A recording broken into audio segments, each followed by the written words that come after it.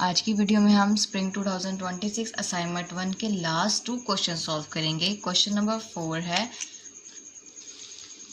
Solve the following quadratic equation by using quadratic formula.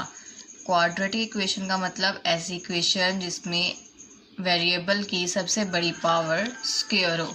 और quadratic formula होता है -b plus minus under root B square -4ac by 2a। इस question में variable जो square वाला होता है इसके साथ जो भी नंबर होगा वो a की वैल्यू होगी यानी कि 4। देन b की वैल्यू है लीनियर वेरिएबल का नंबर यानी 3 और c है कांस्टेंट -1। आपके पास यहाँ पर किसी भी नंबर के साथ माइनस का निशान हो तो वो आपने साथ लाजमी यूज़ करना है। फार्मूले में वैल्यूज़ को पुट कर देंगे। -b है -3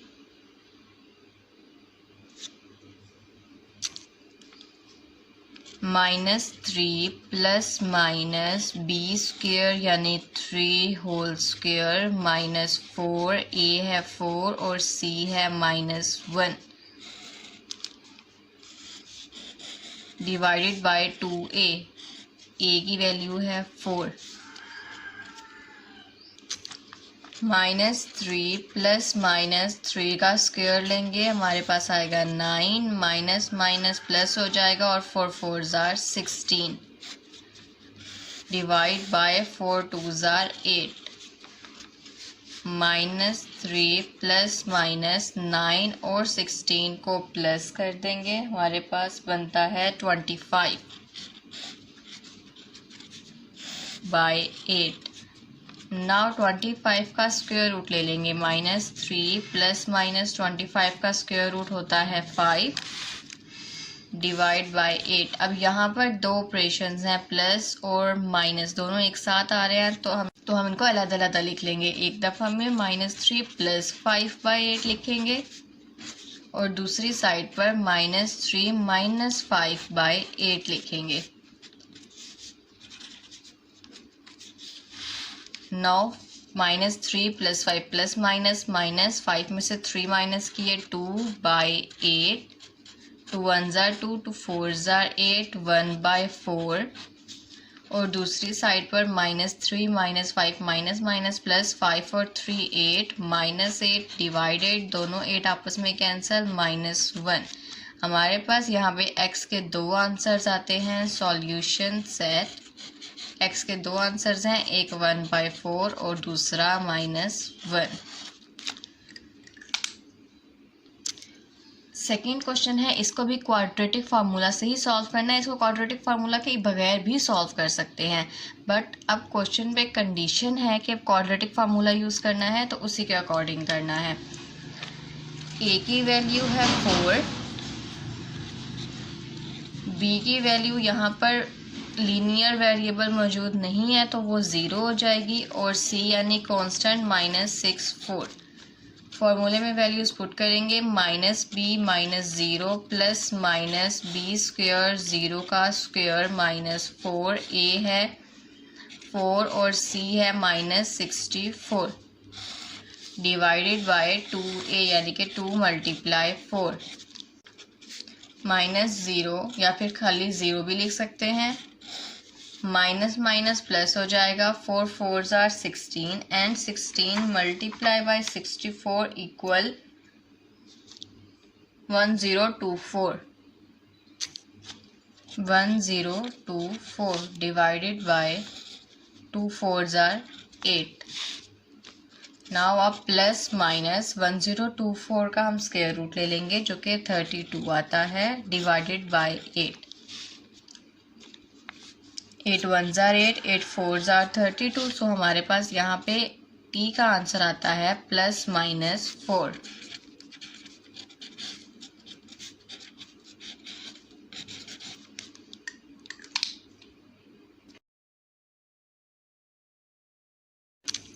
पार्ट बी है, are railings is to include railing होता है लोहे की या फिर लकड़ी की बाउंड्री जो सीढ़ियों या फिर ग्राउंड के आसपास लगाई जाती है बाउंड्री बनाने के लिए। रेलिंग करनी है is to include a rectangular area of 1800 square feet. एक रेक्टेंगुलर एरिया जिसका एरिया 1800 है उसकी रेलिंग बनानी है। रेक्टेंगुलर एरिया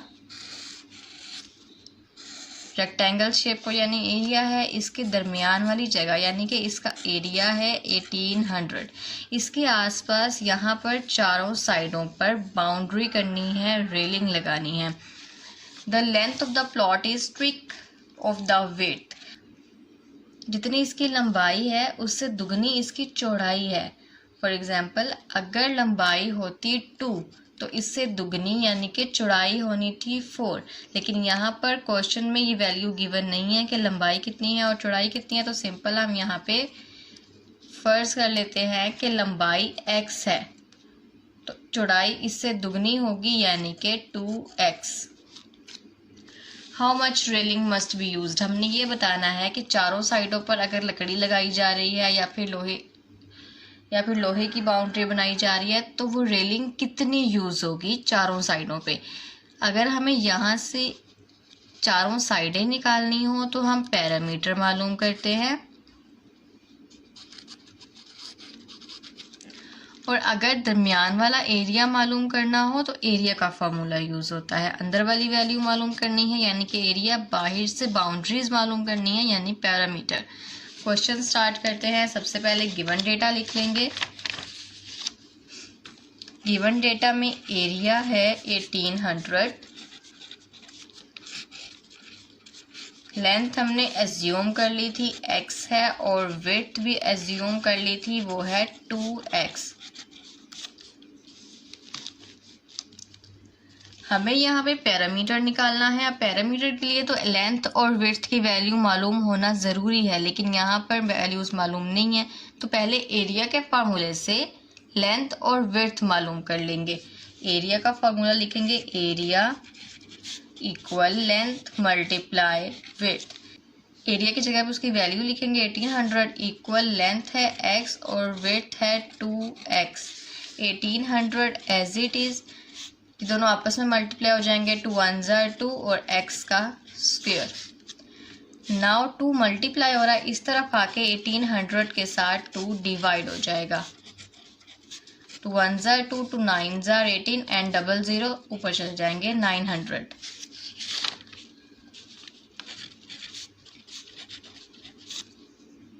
अब ये स्क्वायर हमें नहीं चाहिए। स्क्वायर खत्म करने के लिए हम दोनों साइडों पर स्क्वायर रूट ले लेंगे, taking square root on both sides.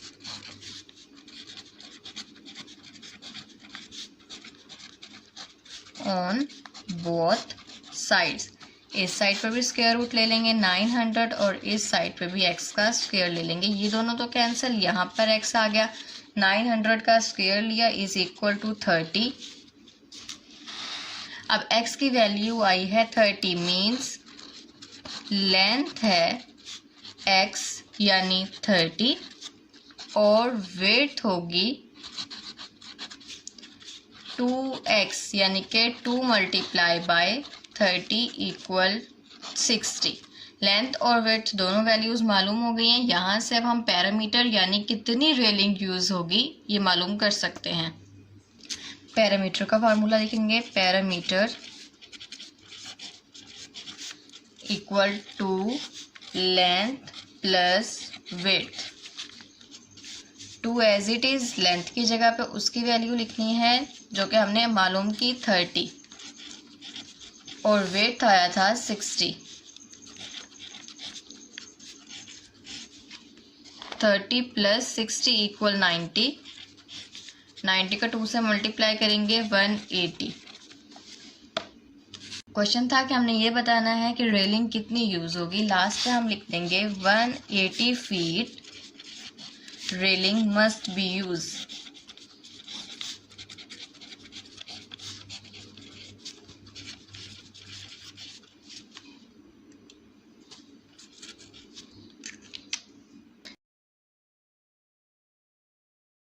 Question 5 का पार्ट 1 है।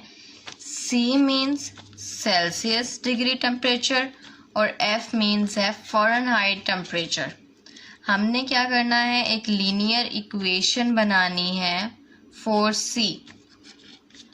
फॉर C का मतलब जो y है उसकी जगह पर सेल्सियस डिग्री टेम्परेचर आएगा। इफ़ इट्स स्लोप, अगर उसकी स्लोप 5/9 और C इंटरसेप्ट -100/9 हो। सबसे पहले हम क्वेश्चन में जितना गिवन डेटा है उसको लिख लेंगे। सेल्सियस डिग्री है C के अकॉर्डिंग, देन है फ़ारेनहाइट टेम्परेचर F, उसके अलावा स्लोप गिवन है, स्लोप है 5/9 और C इंटरसेप्ट गिवन है, C इंटरसेप्ट है -100/9। जो लीनियर इक्वेशन होती है, अगर हमें स्लोप और इंटरसेप्ट गिवन हो तो उसके लिए लीनियर इक्वेशन की स्टैंडर्ड फॉर्म होती है y = mx + c। y जिसके लिए हमने लीनियर इक्वेशन बनानी है वो है 4c, यानी कि y की जगह पर आएगा c, m यानी स्लोप, x फ़ारेनहाइट और c इंटरसेप्ट आ जाएगा। बस ये वैल्यूज़ इस स्टैंडर्ड फॉर्म में पुट करके इक्वेशन बना देनी है। y की जगह पर आ जाएगा Celsius temperature C equal slope है 5/9, x है Fahrenheit temperature plus C intercept है -100/9। नेक्स्ट स्टेप में इसको थोड़ा सेट करके लिख देंगे 5/9 F ± -100/9। यहाँ पर ये क्वेश्चन कंप्लीट। ये एक लीनियर इक्वेशन बन गई फॉर C यानी Celsius degree. Solve the linear equation. इसमें हमने लीनियर इक्वेशन को सॉल्व करना है और इसका ग्राफ बनाना है। y = x + 1। सबसे पहले एक टेबल बना लेंगे, एक x एक्सिस के लिए और दूसरा y के लिए। 1 2 3 4 and 5। दरमियान में 0 आएगा, इस तरफ पॉजिटिव वैल्यूज़ और इस साइड पर नेगेटिव वैल्यूज़। नाउ x की ये वाली वैल्यूज़ जो हमने लिखी हैं 0 1 2 और -1 -2, इसको इस इक्वेशन में पुट करेंगे। y का जो भी आंसर आएगा देन हम यहाँ पर लिखते रहेंगे। सबसे पहले y = x + 1, 2 as it is, x की जगह पर आ जाएगा -2 + 1। इसको सॉल्व कर लेंगे। 2 2s are 4, -4 + 1 = -3, यहाँ पर आ जाएगा -3। नेक्स्ट y = अब x की जगह पर आएगा -1 + 1 = 1s are 2, -2 + 1 ± -1 इसका आंसर। देन y = x की जगह पर 0 आ जाएगा, +1 = 0s are 0 + 1 = 1, यहाँ पर आ जाएगा 1। अब नेक्स्ट हम x की जगह पर वैल्यू पुट करेंगे 1, 2 1 + 1, 2 1s are 2 + 1 = 3। नेक्स्ट अब x की जगह पर वैल्यू आएगी 2, 2 2s are 4 + 1 = 2 2s are 4 + 1 = 5। Table complete हो गया। अब ये लीनियर इक्वेशन यहाँ पर सॉल्व हो गया। नेक्स्ट अब इसका ग्राफ बनाना है। ग्राफ बनाने के लिए एक प्लेन बनाएंगे जिसमें x एक्सिस और y एक्सिस के लिए वैल्यूज़ लिखेंगे। नाउ अब यहाँ पर x है -2 और y है -3।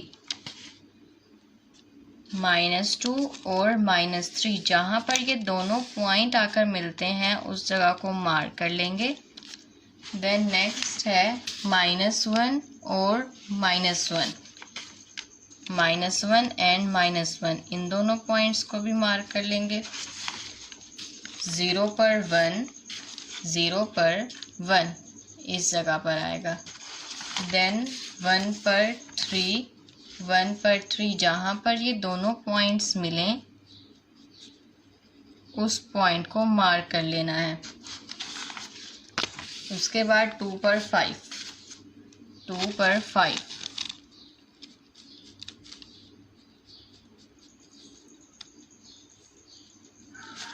ये हमारे पास 1 2 3 4 5 पॉइंट्स बन गए। अब हमने एक लाइन बनानी है जो इन 5 पॉइंट्स के अंदर से गुजरेगी, वो इस लीनियर इक्वेशन का ग्राफ होगा।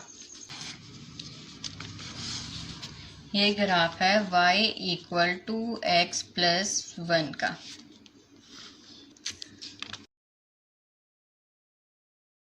क्वेश्चन नंबर सी है, company has fixed cost $8,000 for plant and equipment and variable cost $1,600 for each unit of output. What is the total cost of varying levels of output? हमने total cost मालूम करनी है मुख्तलिफ outputs पर।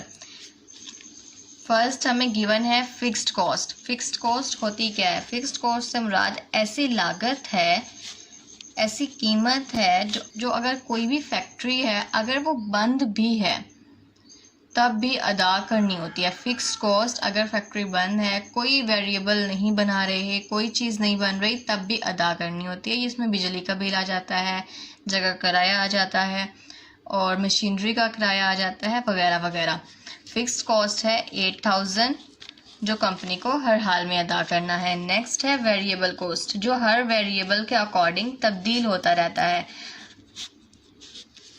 Means अगर कोई भी चीज़ है, लैपटॉप्स हैं फॉर एग्जांपल, अगर लैपटॉप्स हैं 5 लैपटॉप्स बने हैं तो उसके अकॉर्डिंग वेरिएबल कॉस्ट तब्दील होगी। अगर 10 बने हैं तो वेरिएबल कॉस्ट इंक्रीज हो जाएगी। वेरिएबल कॉस्ट वेरिएबल के अकॉर्डिंग तब्दील होती रहती है, जितनी चीज़ें बनेंगी उतनी कॉस्ट आएगी। और फिक्स्ड कॉस्ट हर हालत में सेम ही रहती है। अब वेरिएबल कॉस्ट है यहाँ पर $1,600। हमने एक तो टोटल कॉस्ट मालूम करनी है और फिर मुख्तलिफ आउटपुट्स पर मालूम करनी है। अब वेरिएबल कॉस्ट वेरिएबल के साथ होती है तो इसलिए 1600 के साथ हम कोई भी वेरिएबल लगा देंगे, that is x। x means number of outcomes, means जैसे मैंने अभी समझाया कि अगर लैपटॉप्स बन रहे हैं 5 तो x की जगह पर 5 आ जाए। 5 को अगर हम 1600 से मल्टीप्लाई करेंगे तो हमारे पास वेरिएबल कॉस्ट आ जाएगी। नेक्स्ट क्वेश्चन के अकॉर्डिंग हमने टोटल कॉस्ट मालूम करनी है। टोटल कॉस्ट लिखेंगे, total cost equal fixed cost plus variable cost, यानी इन दोनों को अगर हम प्लस कर लें तो हमारे पास कॉस्ट आ जाएगी। फिक्स्ड कॉस्ट है 8,000, वेरिएबल कॉस्ट है 1600 साथ x। अब हमें मुख्तलिफ लेवल्स ऑफ आउटपुट्स पर ये चेक करना है कि टोटल कॉस्ट क्या हो गया। मुख्तलिफ लेवल ऑफ आउटपुट से आप कोई भी वैल्यू x की जगह पर पुट कर सकते हो। मैं यहाँ पर 15 और 30 यूज़ कर रही हूँ।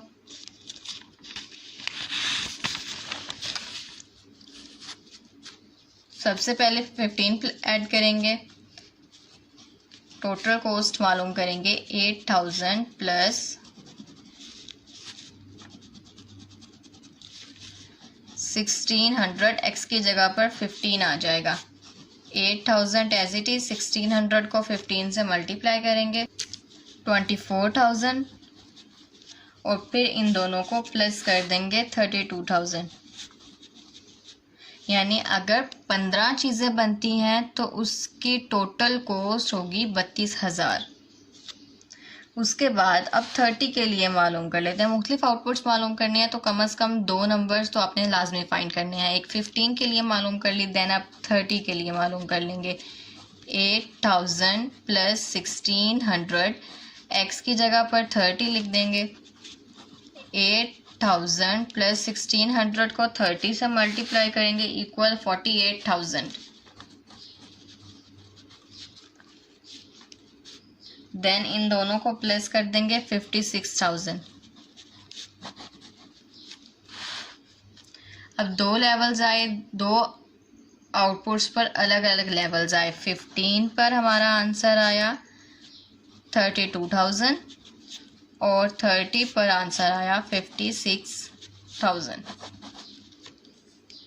Last question है, find the equation of the straight line that has slope 5 and passes through the points.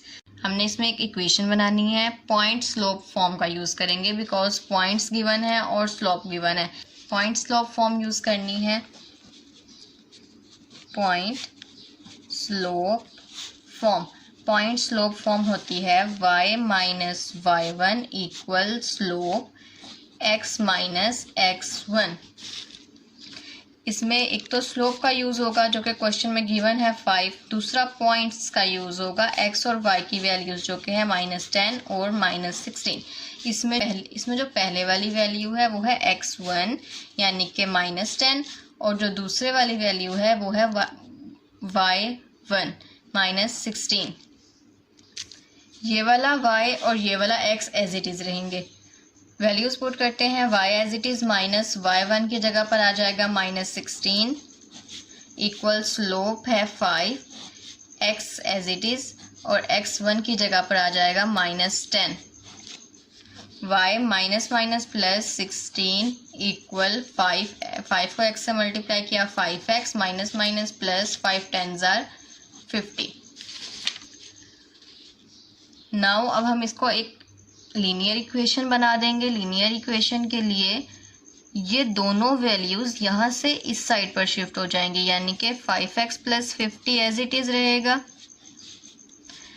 y plus हो रहा है इस साइड पर आकर माइनस हो जाएगा और 16 भी प्लस हो रहा है इस साइड पर आकर माइनस हो जाएगा इक्वल 0. इसको ऐसे भी लिख सकते हैं और 5x plus 50 minus y minus 16 equal 0 इस तरह से भी लिखा जा सकता है. नाउ अब 5x स्टार्ट में, फिर उसके बाद y वाली वैल्यू, देन दोनों कांस्टेंट को सॉल्व कर देंगे. 50 माइनस 16 इक्वल 34 इक्वल 0. ये है इसकी लीनियर इक्वेशन.